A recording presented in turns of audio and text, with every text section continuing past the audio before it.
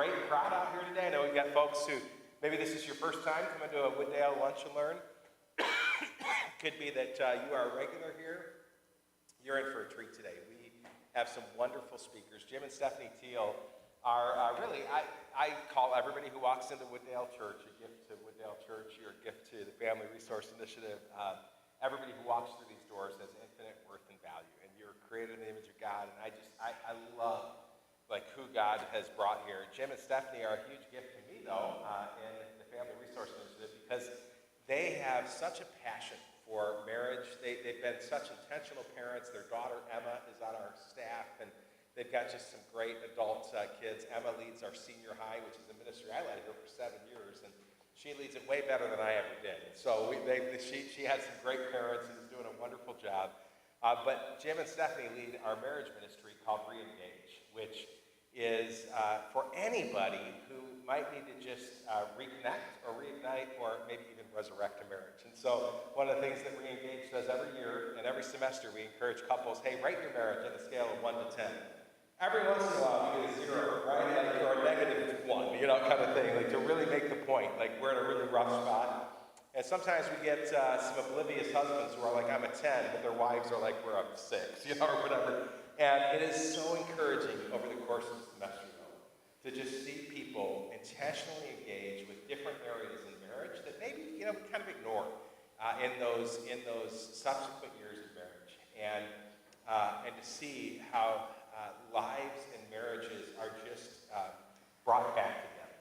And we've just seen a miracle after miracle story come out of that ministry. And so they're going to be speaking today about a surprising gift to marriage, and you're going to get to hear all about that in just a little bit.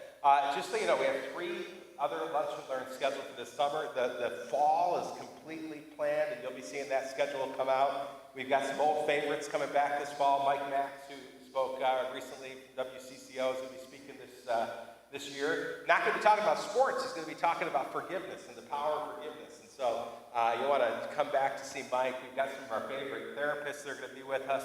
I'm going to be doing one on artificial intelligence. So all of you who are fascinated by AI or worried about AI, we're just going to do kind of an introduction to artificial intelligence and some of the ethical questions it brings, but also some of the practical ways that you can deal with that. So we've got just a wide variety of topics this fall. Next week, I've told every speaker this summer, so I love Jim and Stephanie, but I promise you, next week's speaker is my favorite speaker because it's my little sister. So she's coming up from the Chicago area, and Jenny has an amazing story. She had a baby at 40, and 2 months later was diagnosed with cancer, and the doctors told her they weren't sure she was going to live through the year. And her story is a miraculous story. It's not done. And she's going to be talking about when your world crumbles, hope for sufferers. And her story is just really powerful. I want to encourage you to come back next week. It's going to be great. On August 8th, Todd Mulliken, one of our favorite counselors, and every time he comes, it's like a group therapy session in here. He's going to be talking about knowing the difference between passive, assertive, passive-aggressive, and aggressive communication. That is a long title. Here's what you need to know. You live in Minnesota, so passive-aggressive is the word that we talk about there, all right? And we'll get there. We're Midwesterners. And then August 22nd, the most joyful person I know, Dan Carlson, is going to be talking about how to experience more joy in your life. And if you would love to just see a little bit more joy in that life, there's nobody better to speak on that topic than Dan Carlson. And then we'll take a break for a couple of weeks. And the second week in September, we'll start back up, and we're going to go almost every week through Thanksgiving week, and then again through the week before Christmas. So with no further ado, would you welcome up Jim and Stephanie Teal.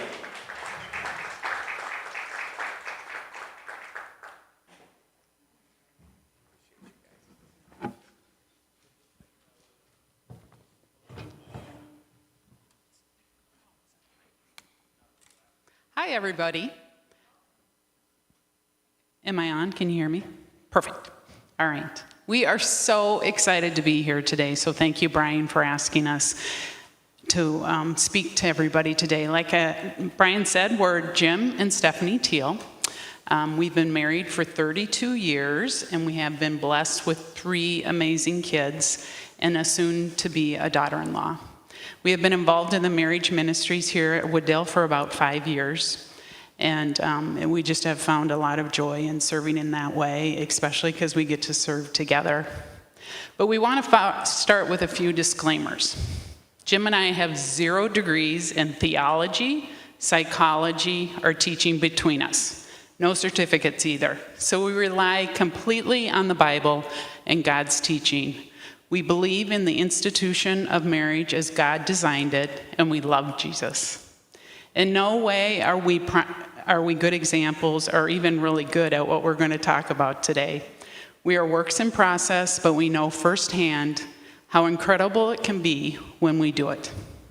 And nothing we are going to say today condones abuse. Being abusive or accepting abuse is not acceptable at any level.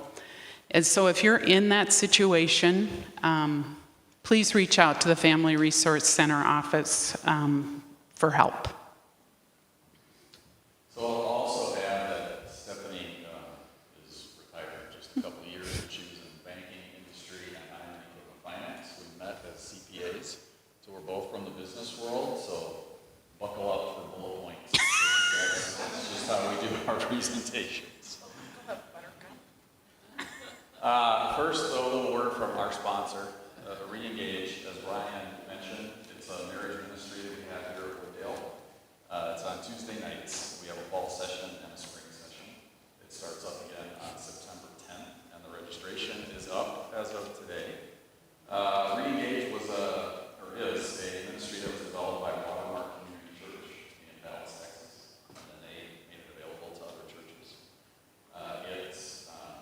It was brought here really by the Robinsons. If any of you know Jim and Patty Robinson, and his sister Patty's kind of dream to bring Re-Engage here to Wooddale, and so they did that about 2 years ago.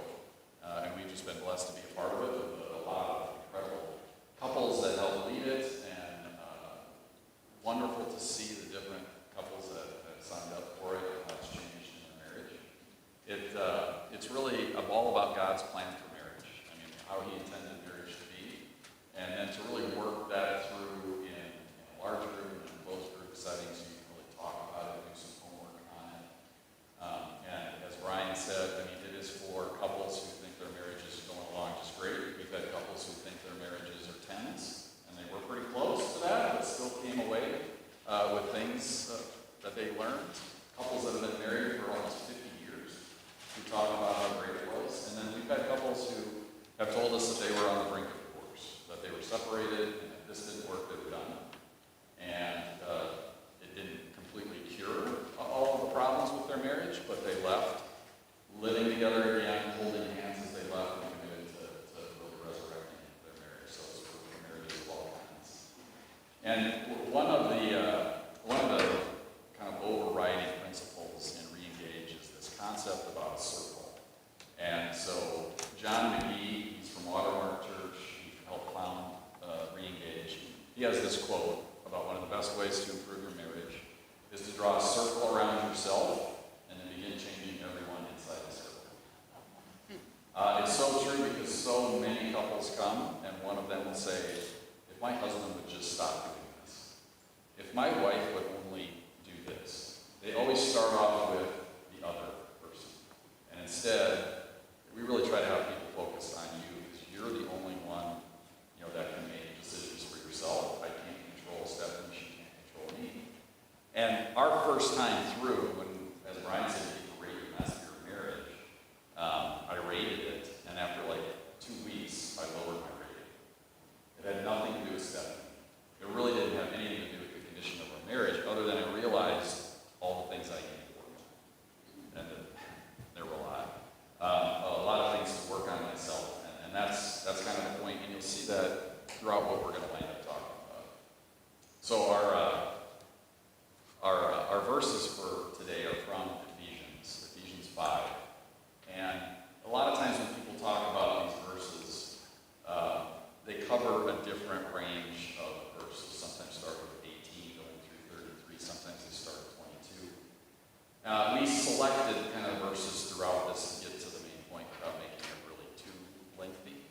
And so we start with verse 21. Submit to one another out of reverence to Christ. And I think it's you start with 21. Because a lot of times people start with 22. And they start right into wives submit to your husbands. And a lot of times that stops people's thinking right there. But if you start with the idea that what Paul was trying to convey is that we're to submit to each other out of reverence for Christ, the rest of it has a different context. And women, submit to your husbands as to the Lord, for the husband is the head of the wife, as Christ is the head of the church, his body, of which he is the Savior. Husbands, love your wives, just as Christ loved the church and gave himself up for her. Then if we move to 31 and 33, for this reason a man will leave his father and mother, be united to his wife, and the two will become one flesh. This is a profound mystery, but I'm talking about Christ and the church. However, each one of you must also love his wife as himself, and the wife must respect her husband.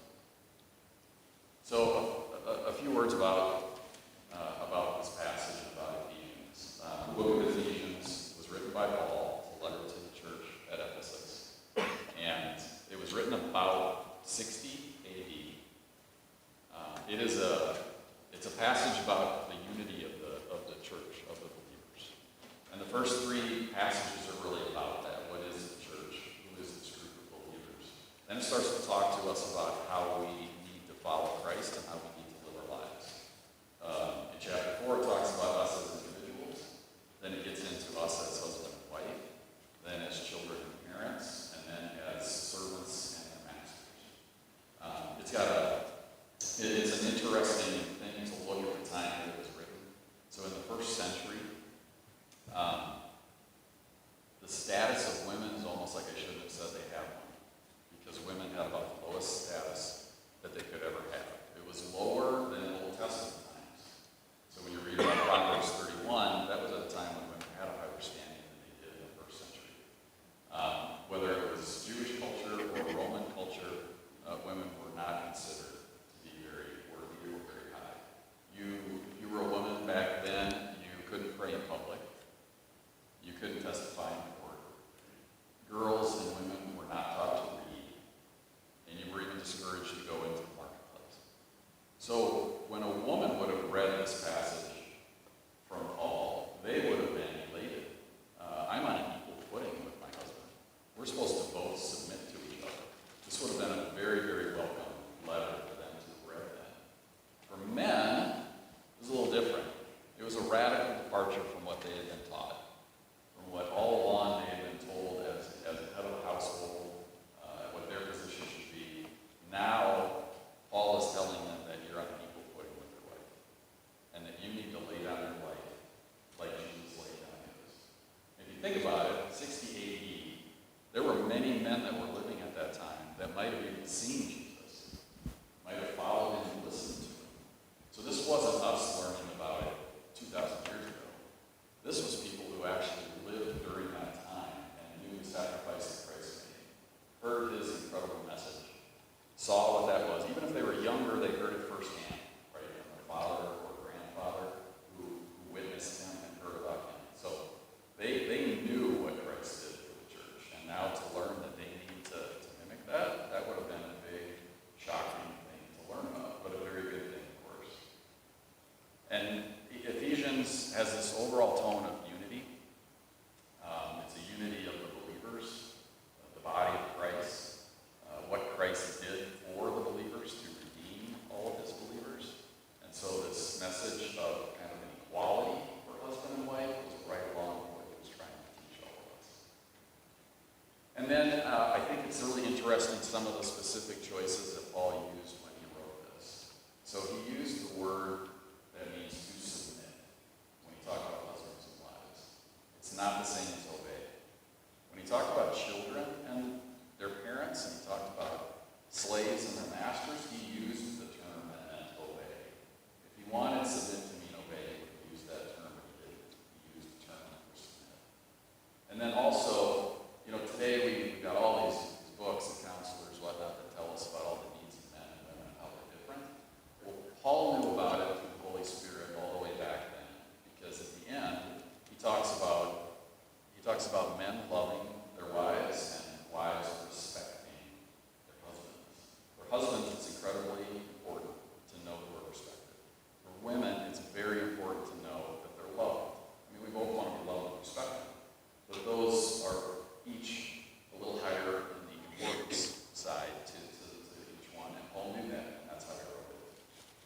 And then lastly, if you look at the word submission, many times when that word pops up, it just starts off with more of a negative connotation. But submission is two words, sub and mission. Sub means under.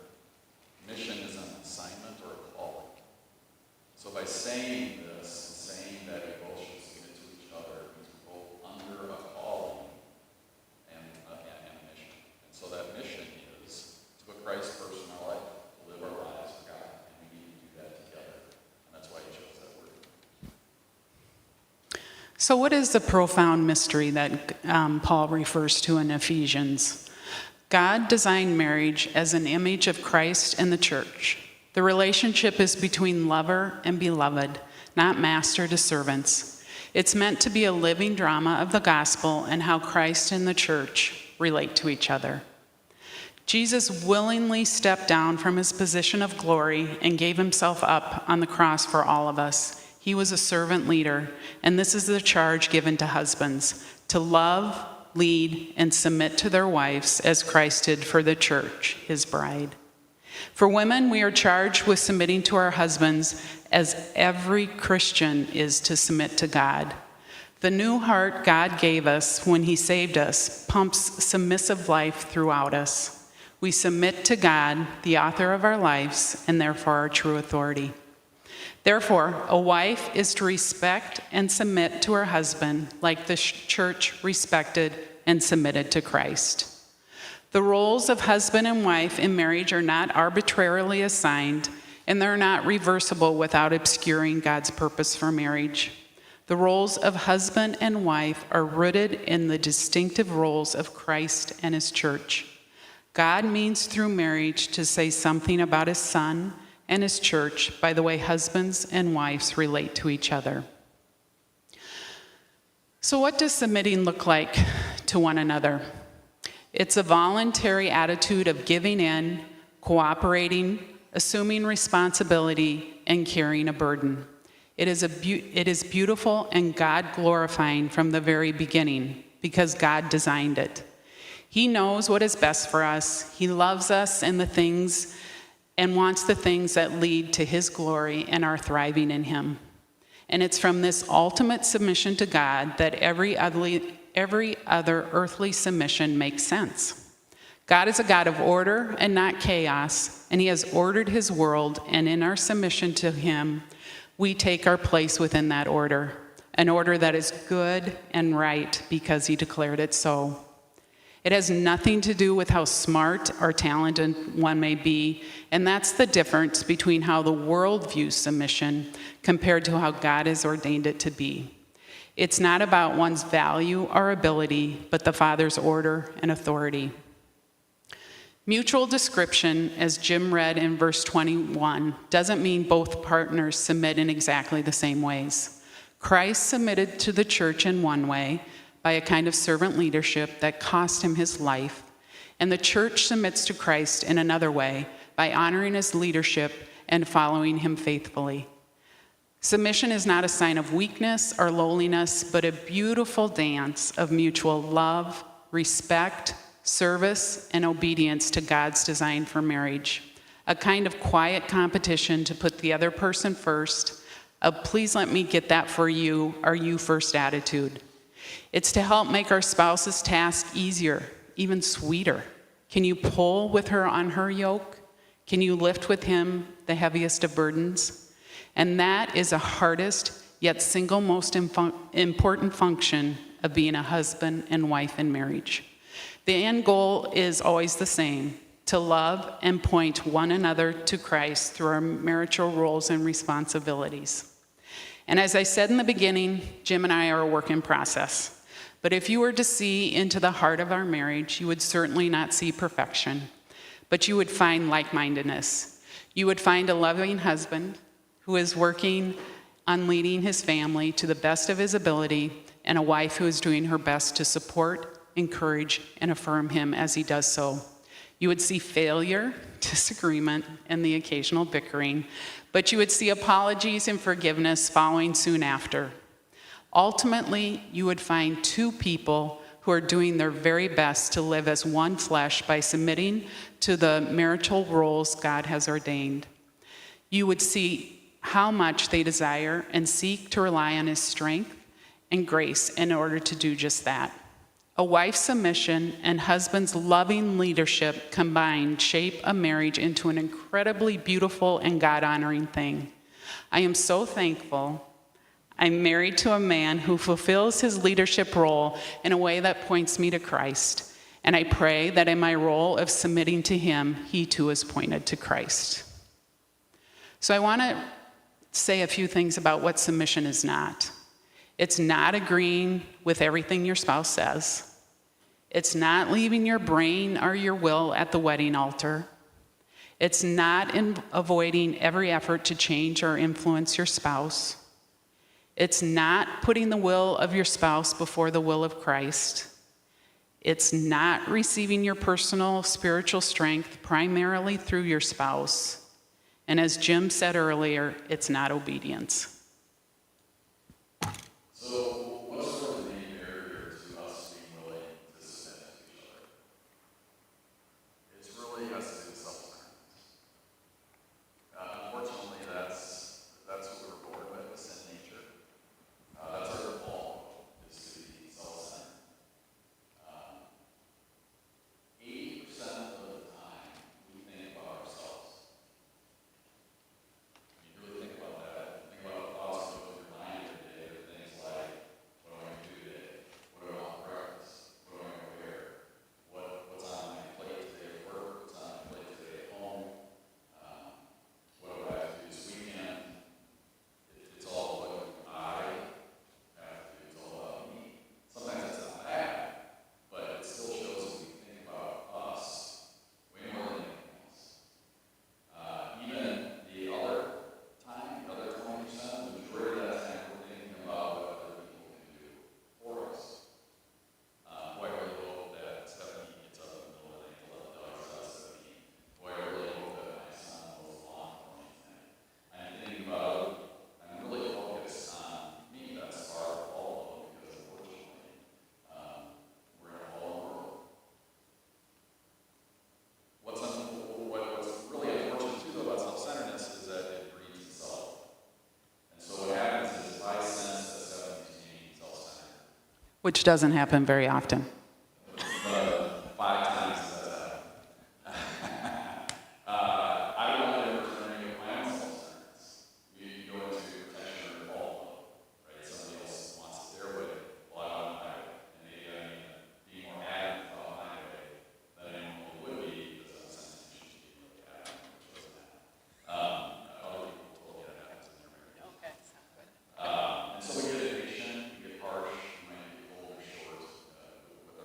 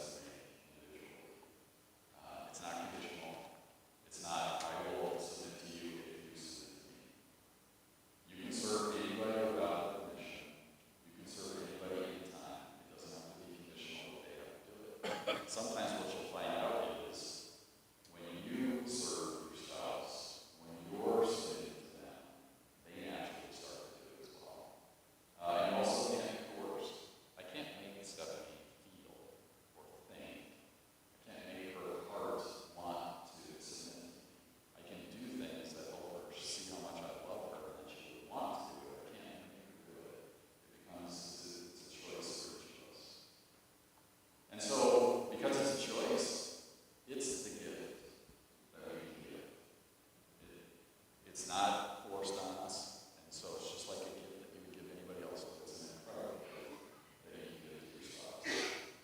It's now you saying, you're more important to me than I am to myself.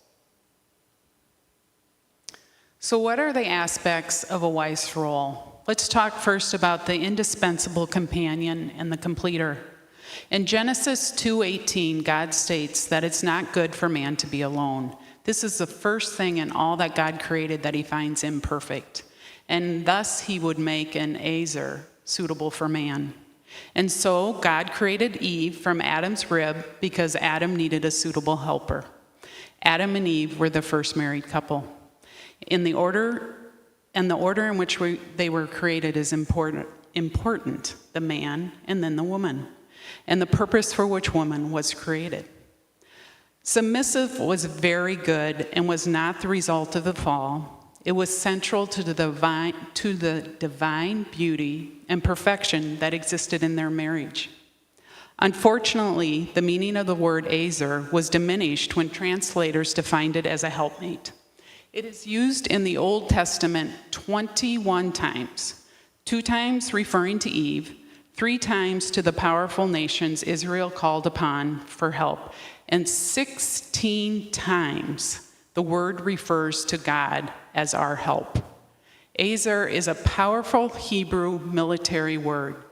Ezers are warriors, and if they don't show up, the battle will be lost. So neither husband or wife should minimize the beauty of the wife in completing the husband.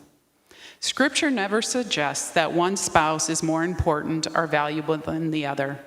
Scripture testifies to the equality of husband and wife in terms of personhood and value in the sight of God, but each has different roles. So when a Christian husband and wife learn how God has wired them to complement each other in mutual submission, they reflect the love that exists between Christ and his bride. If you do not understand God's design for wives, then it is very easy to compete with your husband rather than complete. Submit to your husband like to the Lord. I know this one can cause a lot of mixed emotions, even in believers, but do not lose sight of verse 21, which is submit to one another out of reverence to Christ. This is a two-way street. We are to submit to each other as we both submit to Christ.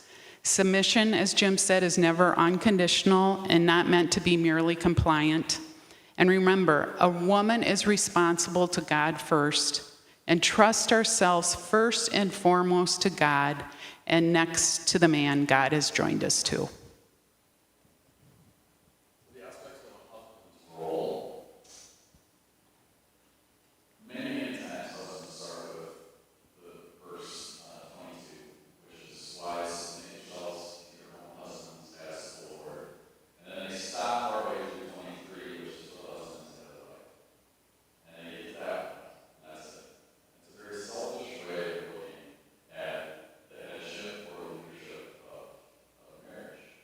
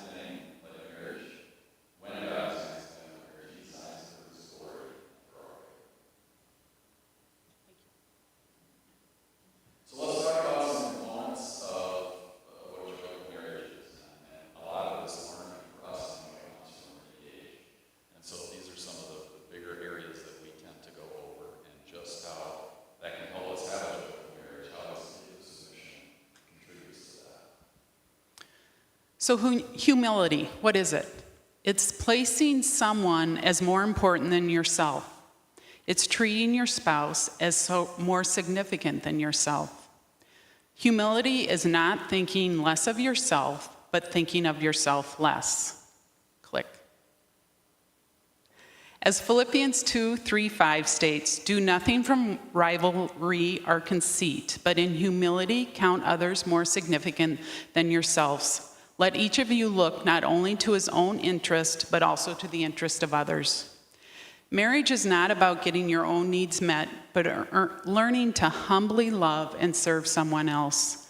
And when we practice humility within our marriage, we build relational trust and equity with our spouse. When your spouse experiences you serving them, not always having to be right, studying them, I love that one because I need to do a better job with my dear hubby, celebrating their successes, putting their needs first, they will experience the love of Christ as it was intended to be. Another benefit of serving humbly is our spiritual growth and dependence on God. When we submit to the needs of our spouse, we are becoming more like Christ, who came to serve and not be served. God knows your needs better than you do and what your spouse is able to provide. He will provide in ways that your spouse cannot. He may change your desires, miraculously provide your needs, or remove a need by fulfilling you in other ways. As you love Christ, Jesus might even change your spouse, but I know for sure he'll change you. Another component of the joy of marriage is all about communication. Communicating with your spouse with the goal of a mutual understanding. So Proverbs 18:12 says this as well as anybody could. A fool takes no pleasure in understanding, but only in expressing his name. How many times do we talk to, maybe I should say talk at, our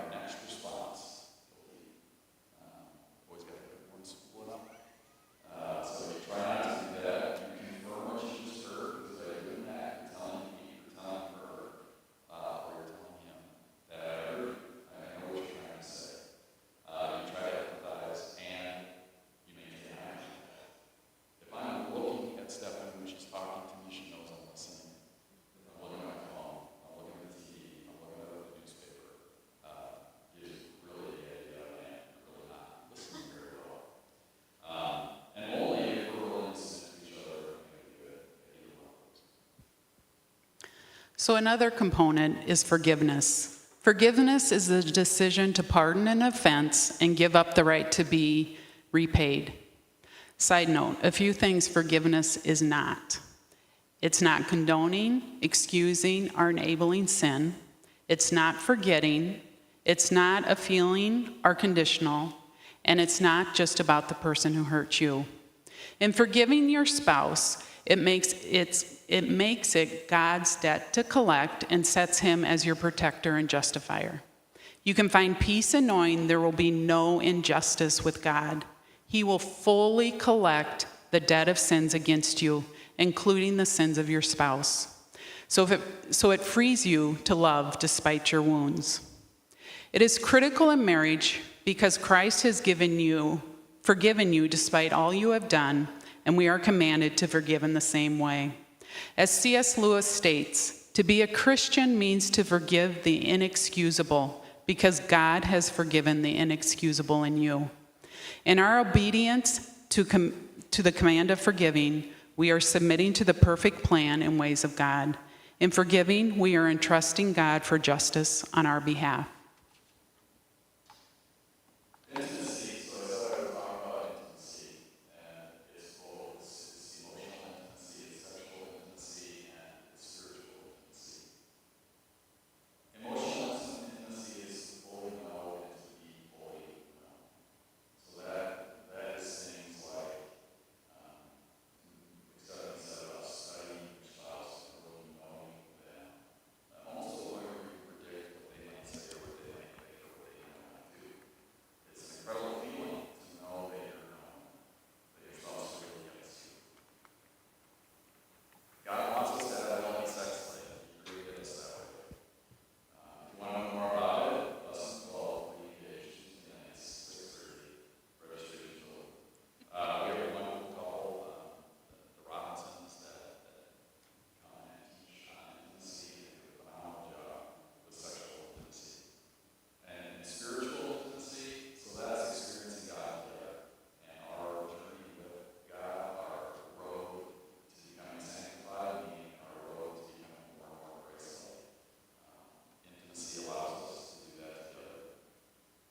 Submission, why is that important to intimacy? Well, the only way you can be intimate is if you're willing to be vulnerable. You're not going to be fully known if you don't talk about everything. And that can be scary sometimes. Maybe Stephanie will be really upset to find out that I am not really alive. Or whatever it might want to be. I mean, sometimes there are things that are risks for you to take. But if you're truly willing to submit to your spouse, to serve them, that means you're willing to be vulnerable to open up. That means you're willing to listen to them and to really get to know them. This is a quote from Tim Keller. To be loved but not known is comforting but superficial. To be known and not loved is our greatest fear. To be fully known and truly loved is, well, a lot like being loved by God. It's what we need more than anything. So a couple of additional gifts of submission. When we live out the God-ordained roles and posture of submission within a marriage, it's an opportunity to point people to the glory of Christ himself. Satan has smeared the biblical meaning of submission to suppress biblical truth. So this is our opportunity to show the world what it truly means. It balances and broadens you. The qualities of the other sex rub off on you, making you each stronger and more tender, serving each other in distinct ways. Jim is far more logical than I am, and I enter most situations with emotions on high. And as a result, there are times when I truly appreciate Jim stepping into a situation because he brings his logic and he looks at it objectively without the emotions that I tend to bring in that cloud the issue. Remember, we are to complete each other as husband and wife. Your spouse is utterly unlike you, acts differently, thinks differently, and operates differently. At times this can be frustrating to say the least, but at a deeper level, you're discovering who you really are. you see how God is completing you in and through your spouse. And service also breeds service. Jim mentioned this earlier. You'll find the more you serve and sacrifice for your spouse, the more they will return it with service and sacrifice. So try out serving each other. So here are some questions we as wives can ask ourselves.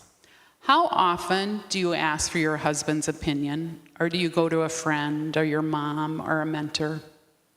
When was the last time you asked your husband if there was anything you could do to help him? Could you do it as he walked out today?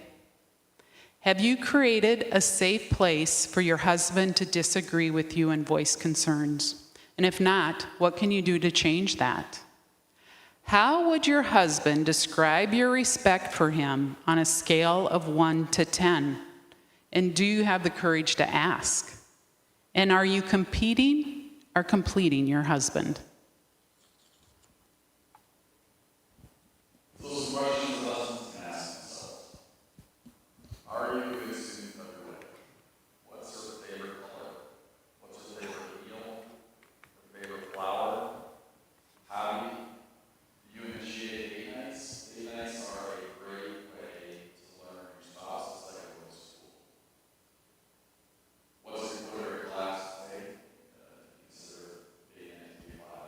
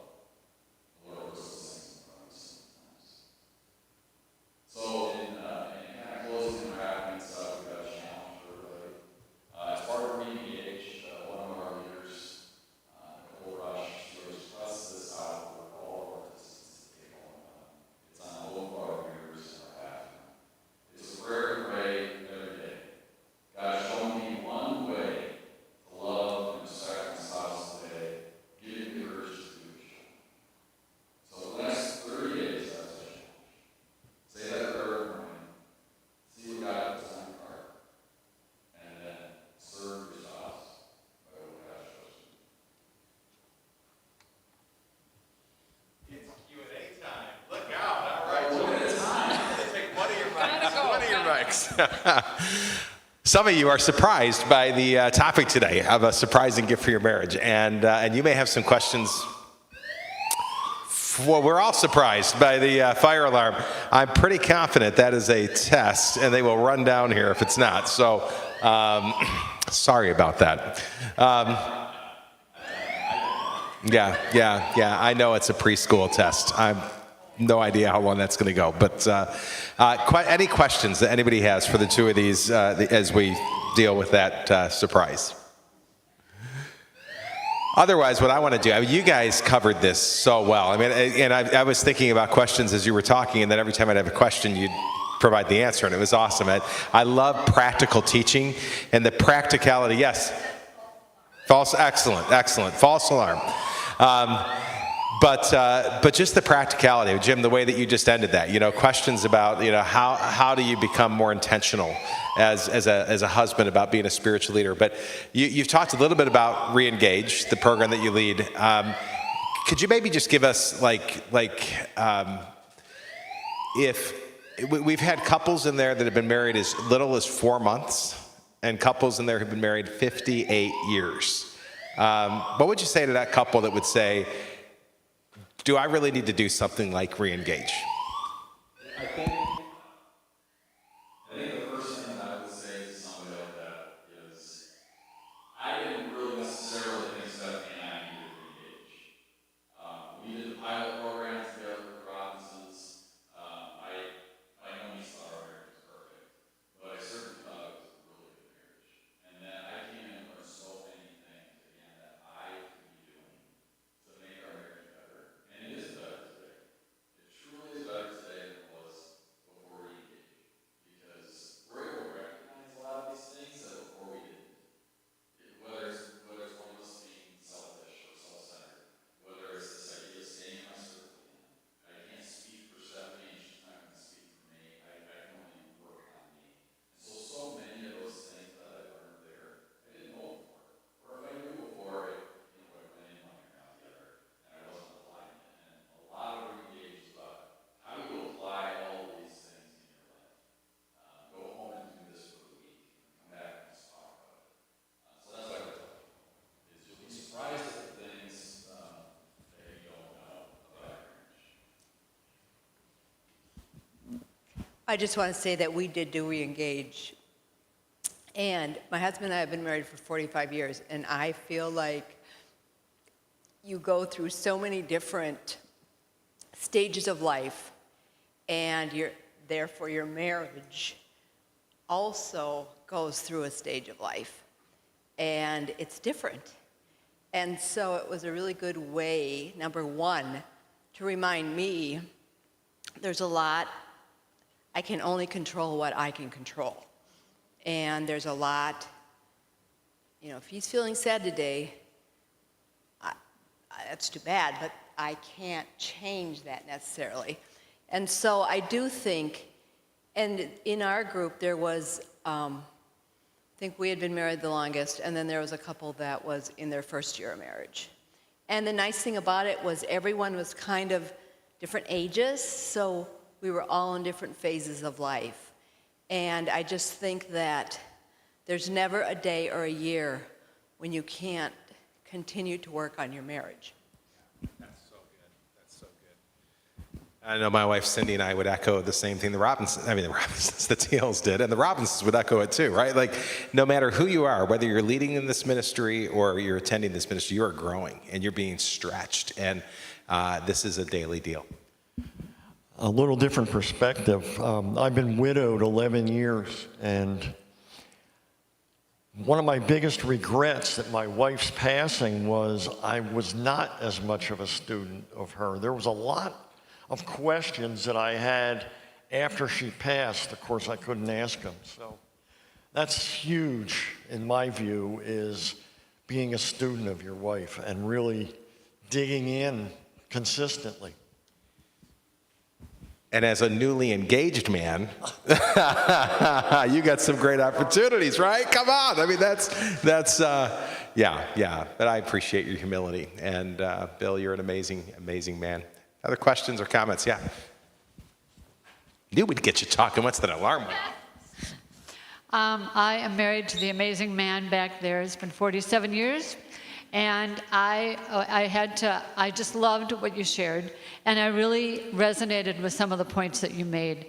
You said that when you are self-centered, you're saying, I'm more important than you. Admittedly, I have done that to Mark at times. Doesn't feel good. But then you said also the word azer. And I love that, and I will remember that, because God is our help. And I think that I was going to ask you a question. What is your favorite way of dealing with a conflict? But I believe you answered that at the end with that God show me one way to love and respect my spouse today, and give me the courage to do what you show me. So going to God.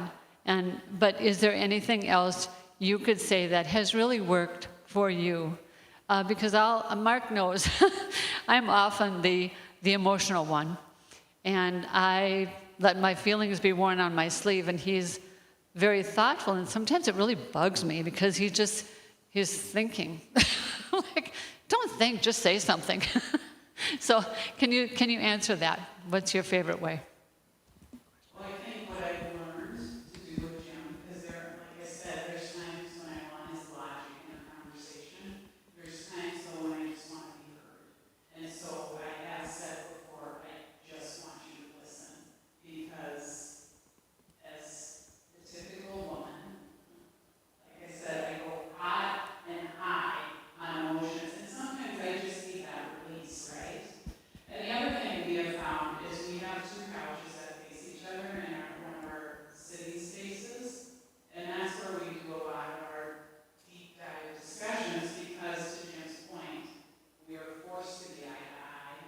It's close, it's intimate, and so we're creating a space that feels safe. It's not the whole house. And so that's been helpful too, because it's just created that one spot that we know we can be vulnerable and just let it all out. Really quick before Jim talks, what a great nugget, right? Like some of you, like a takeaway might be, we're going to go home and do a little remodeling, right? Or just kind of repositioning so that we have a space like that. You know, for Cindy and me, we've got couches like that on our deck that face each other, right? And it's that spot. And she loves that spot for that reason, yeah. And I was going to add, for me, one of the things we learned to engage is to not negatively interpret what your spouse just said. And it really resonated with me, because I found that I did that too often. And now I realize that when Stephanie is saying something, it's coming from her heart. It's not her trying to belittle me or be angry or bring up something that's not important. And so recognizing that, being able to stop that thought and go, no, hold on, back up, and let's just approach this, calmly and talk about it without those perceptions. That's super helpful. Well, it is 1 o'clock, and I want to respect the time of everybody here. If you've got some questions and you want to stick around and ask these two some additional questions, do you have a couple minutes, perhaps? Okay, so you are more than welcome to come up. I do want to let you know just about a couple things coming up as it relates to marriage, because if you enjoyed today, this is really kind of that practical type of teaching and experience you have. And to re-engage, we meet in this room on Tuesday night, starting in September. At 6:30, and from 6:30 to 7 we're in here, and then the next hour you're in a small group that doesn't change throughout the rest of the semester in a room, and there's Kleenex on the table, and what's said in that room stays in that room, and it is a beautiful deal. Re-engage is not just about marriages in crisis, and I think that's a misunderstanding a lot of people have. Many of you came in here today and your marriage isn't in a crisis, but you're leaving here today with some new tools, and you're going to go, oh my goodness, like, all right, we get to like accelerate something that maybe we've forgotten about, or maybe we've misunderstood. Or maybe, you know, especially that word submission. We were going to advertise this as submission, a gift to marriage. I said, we can't put that on Facebook, you know, and I'm a pastor, and I love that word, but because it's so misunderstood. And when you look at it in the context of Scripture, it is one of the most beautiful gifts, and it's such a high and a holy calling, guys, for us.